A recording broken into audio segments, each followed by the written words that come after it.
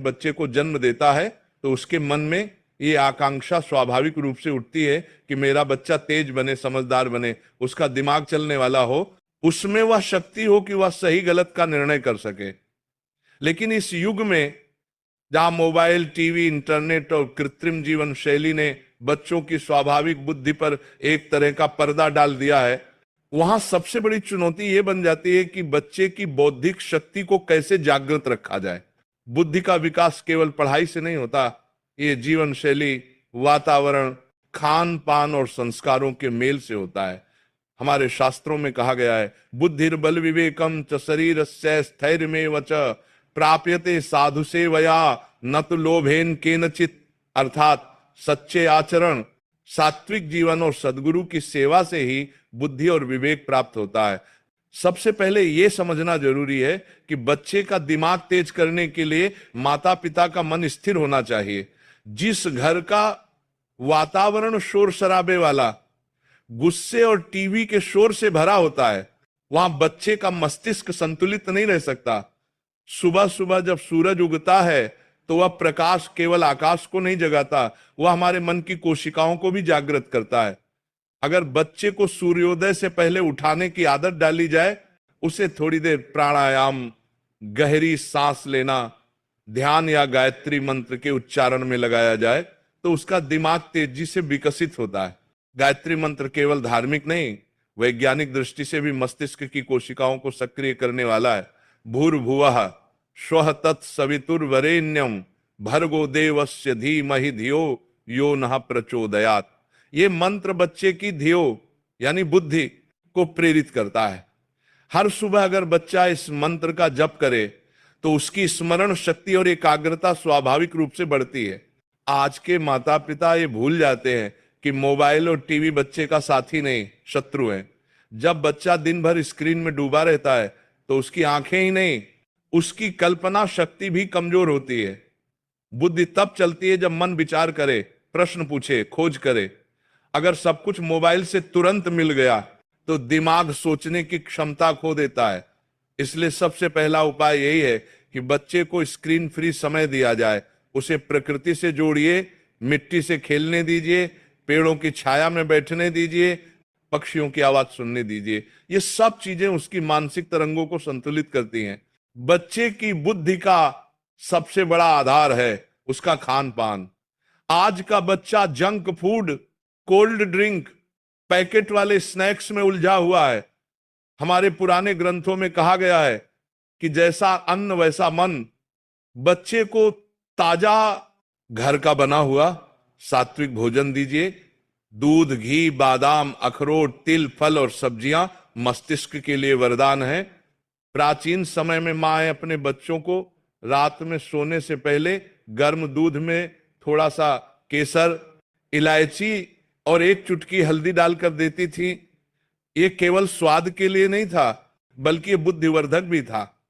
दूसरा बड़ा कारण है नींद। बच्चे का दिमाग तब बढ़ता है जब वह गहरी नींद लेता है। देर रात तक टीवी या मोबाइल देखने से बच्चे के न्यूरॉन्स थक जाते हैं, जिससे ध्यान भटकता है और वह चिड़चिड़ा बन जाता है। इसलिए यह जरूरी है कि बच्चा रात को 9 या 10 बजे तक सो जाए और सुबह ब्रह्म मुहूर्त में उठे। उस समय का वातावरण शुद्ध, ऊर्जावान और मानसिक विकास के लिए सर्वोत्तम होता है। बच्चे को कहानियां सुनाइए, लेकिन सिर्फ परियों की नहीं, बल्कि प्रेरणादायक कथाएं, जैसे रामायण, महाभारत, पंचतंत्र की कहानियां, महान वैज्ञानिकों और संतों की जीवनी।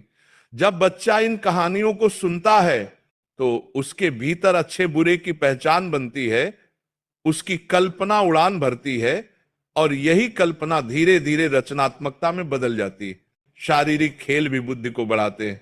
जब बच्चा दौड़ता है, कूदता है या योग करता है तो उसका रक्त संचार बढ़ता है और मस्तिष्क में अधिक ऑक्सीजन पहुंचती है।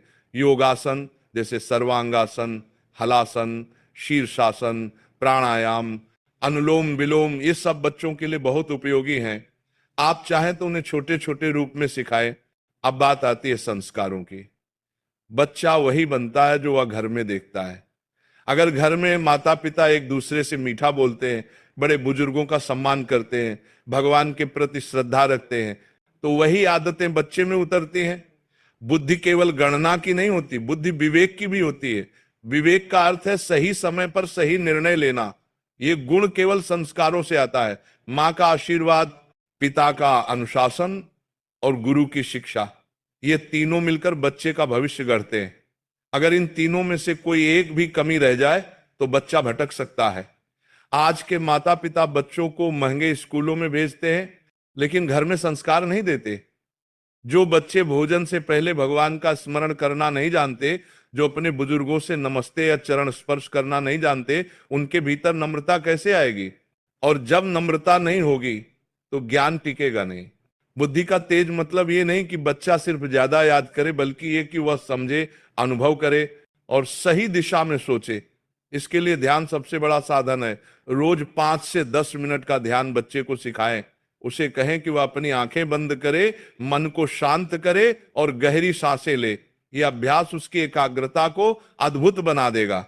एक और अद्भुत उपाय है संकल्प की शक्ति। सुबह सुबह बच्चा अपने मन में ये बोले, मैं तेज हूं, मैं बुद्धिमान हूं, मैं अपने माता पिता और गुरु का आदर करता हूं, मैं आज कुछ नया सीखूंगा। ये वाक्य उसके अवचेतन मन को जागृत कर देते हैं। बच्चा रोज सकारात्मक वाक्य बोलता है, उसका दिमाग स्वतः तेज होता जाता है। मंत्रोच्चार भी बच्चों के लिए लाभदायक है। नमः शिवाय, नमो भगवते वासुदेवाय, गम गणपतये नमः। इन मंत्रों का उच्चारण करने से मानसिक तनाव कम होता है और स्मरण शक्ति बढ़ती है। प्रकृति के संपर्क में रहना भी आवश्यक है। पेड़ों के बीच चलना, सुबह की धूप लेना, घास पर नंगे पैर चलना, ये सब न सिर्फ शरीर बल्कि मस्तिष्क को भी ऊर्जावान बनाता है। बच्चे को टीवी या गेम्स की बजाय प्रकृति के पास ले जाइए, वहां उसका मस्तिष्क खुद नया विचार पैदा करेगा। एक और बात, बच्चों को भय में मत रखिए। अगर हर समय डांट फटकार मिलती है तो बच्चे का आत्मविश्वास गिरता है और बुद्धि सिकुड़ जाती है। उसे प्रेम से समझाइए, गलती करने पर कारण पूछिए और समाधान बताइए। प्यार और संवाद से बच्चे का मस्तिष्क खुलता है। हर शाम बच्चे के साथ कुछ समय संवाद का रखिए। उससे पूछिए कि उसने आज क्या सीखा, क्या महसूस किया, किस बात ने उसे खुशी दी।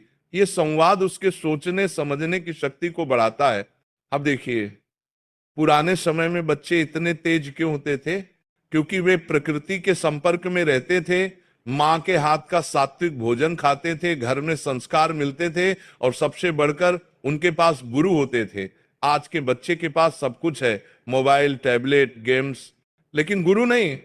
और जहां गुरु नहीं होता वहां दिशा नहीं होती। इसलिए बच्चों को किसी न किसी आध्यात्मिक व्यक्ति, सच्चे शिक्षक या संत के संपर्क में लाना चाहिए। उनके प्रवचन सुनने दीजिए, उनके विचारों से प्रेरणा लेने दीजिए। अगर माता पिता रोज घर में शाम को 5 मिनट का भजन या आरती करें तो वह ध्वनि तरंगे घर के वातावरण को शुद्ध करती है। वैज्ञानिक दृष्टि से भी जब हम भक्ति संगीत सुनते हैं तो हमारे ब्रेन वेव्स अल्फा स्टेट में जाते हैं। ये वही अवस्था है जब दिमाग सबसे अधिक ग्रहणशील होता है। इसलिए बच्चों के कमरे में हल्की भक्ति संगीत या शांत वाद्य संगीत चलाना भी उपयोगी है। और सबसे आखिरी, बच्चे को तुलना मत कीजिए। हर बच्चा अनोखा है। किसी का दिमाग गणित में चलता है, किसी का कला में, किसी का बोलने में। तुलना से बच्चे का मन दब जाता है और जो मन दब गया वह सोच नहीं सकता। इसलिए बच्चे को उसकी मौलिकता में प्रोत्साहित कीजिए। अगर इन सब बातों का पालन किया जाए, यानी प्रकृति, ध्यान, संस्कार, सात्विक आहार, संवाद और प्रेम, तो बच्चे की बुद्धि तेज हो